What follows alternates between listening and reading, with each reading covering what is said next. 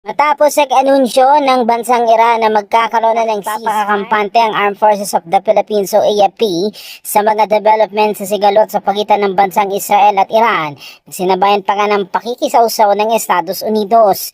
Kasabay niya ng anunsyo ng AFP na nakahanda naman ang kanilang hanay sa anumang babangon sa rehiyon na kaguluhan na may kaugnayan sa kasalukuyang AFP spokesperson Colonel Francel Margaret Padilla.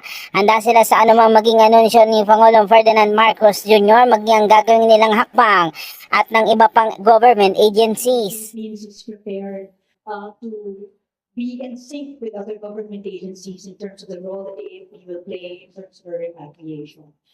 So we are ready to react swiftly, securely, and in sync with other Wala government pa namang instruksyon ng Pangulong Marcos kaugnay na mahanda sa anumang maaring bumangong gulo lalo na sa rehiyon. Pero siniguro nilang masusunod ang contingency measures na ilalatag sa kanilang hanay di sa iba pang government agency.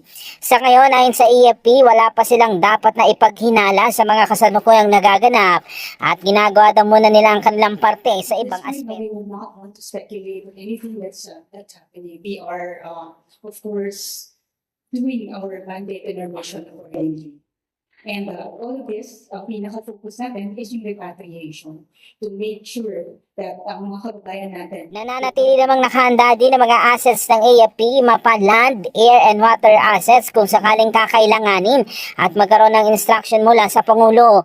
Nananatili din ang kanilang monitoring sa mga teritoryo sa West Philippine Sea at mga ginagawang operasyon para mabantayan ito sa sino mang hindi otorisadong papasok sa teritoryo ng pagkakataon mo, all hands on deck ito. So all of our assets are well prepared to be deployed accordingly. So kung ano man po yung mandate from higher civilian authorities for the AFP to perform, our assets will be ready and our personnel will be there to assist.